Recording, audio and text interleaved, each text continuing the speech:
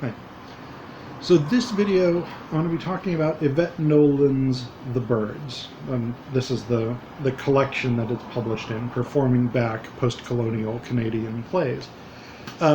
So this is an adaptation of Aristophanes' The Birds, which I've done a video on elsewhere, and you should see a link to it popping up in the top corner there.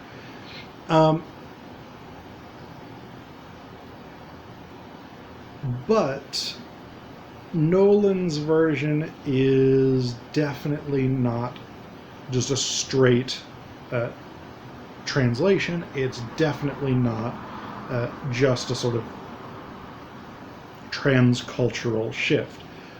What she does in this play that's really, really fascinating is a sort of post-colonial writing back to Aristophanes. So in Aristophanes' The Birds, or Birds, depending on which translation you read,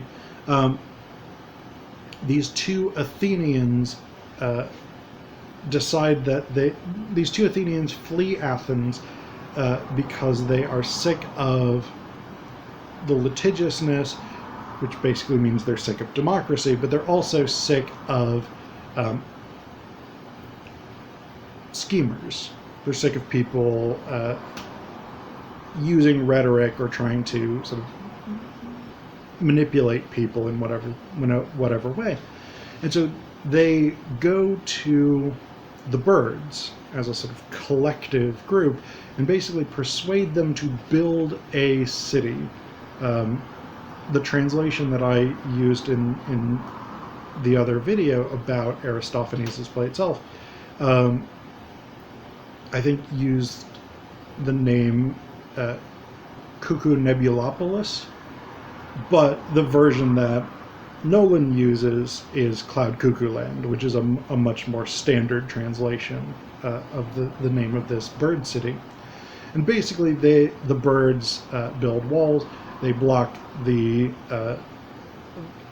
lines of communication between humanity and the gods, and so they end up as ultimate rulers, or rather these two Athenians who convinced the birds to build this city end up as ultimate rulers of the galaxy. Nolan's version is quite different. So Nolan is part Algonquin. She's a First Nations Canadian playwright, and her version has a rather different turn of events, in part because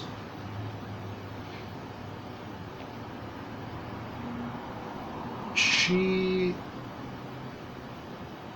valorizes democracy in a way that Aristophanes doesn't, and she advocates for the preservation of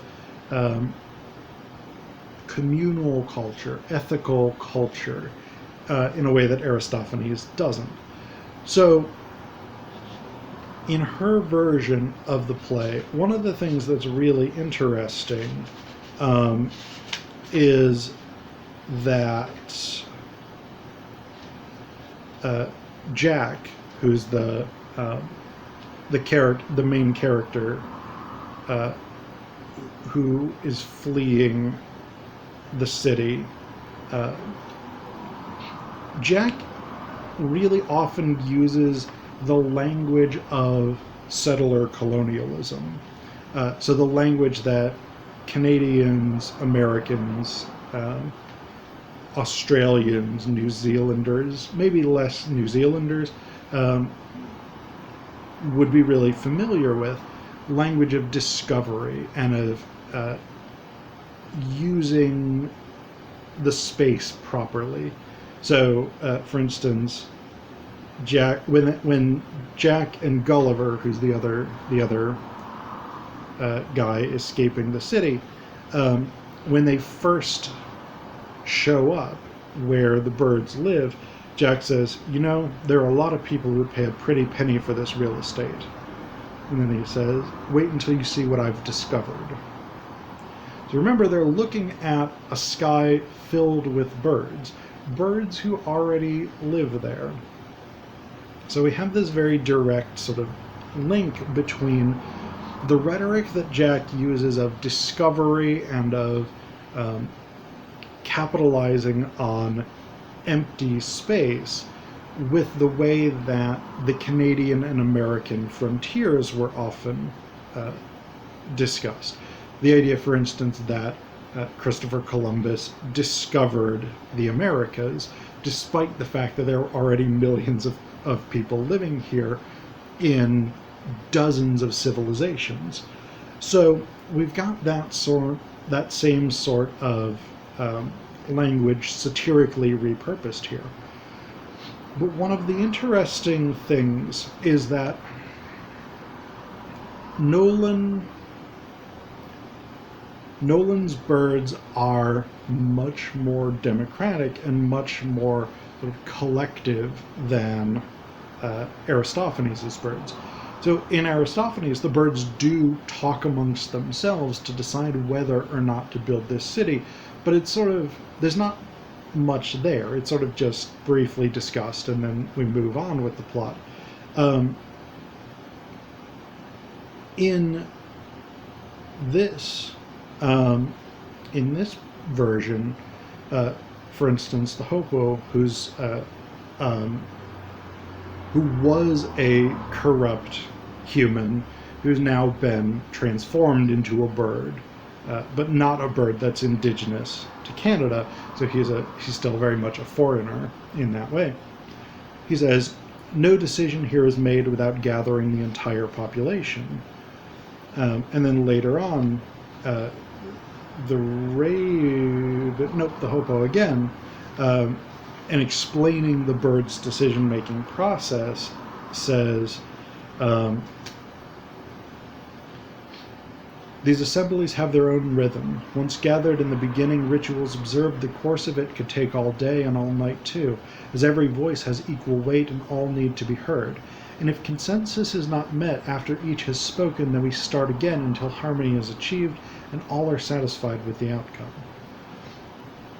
So this is an interesting element of the play and of Nolan's conception of democracy here, because it differs from both Greek democracy in ancient Athens and from contemporary liberal democracy. So in ancient Greece, in ancient Athens, you did have direct democracy where every citizen had a voice in the process, but it was still majority rule. There was no concern with, we need to come to consensus or we need unanimity. It was, we'll have the debates and then we'll vote, and whichever side gets the most votes is what we'll do. Contemporary liberal democracy has very little connection with this type of system. We don't have direct democracy, where we don't vote on issues themselves. We vote for political leaders who then come to deals on their own based on what they think that we, the people, want. On the other hand, there's a big difference between ancient Athenian and contemporary liberal democracy in that in ancient Greece, only citizens could vote. So that, for Athens, was maybe a quarter of the total population, because that didn't include women, that didn't include slaves, that didn't include non-Athenian foreigners called metics. So massive portions of the population were actually completely cut off from the political process. Anyway, contemporary liberal democracies have not necessarily always done a fantastic job of this, but much more so than in ancient democracies, have attempted to extend the franchise to every person within their borders who is a citizen. And citizenship includes women, it includes ethnic minorities, it includes naturalized citizens, whatever it is. So we do have a much larger proportion of the population who's now able to be involved in democracy. The system that Nolan is positing here is somewhat more like the famous North American Indian democracies, the Haudenosaunee, for instance, being probably the most famous, or the Iroquois. But they refer to themselves as the Haudenosaunee, and so I tend to use that term. But that idea of developing consensus through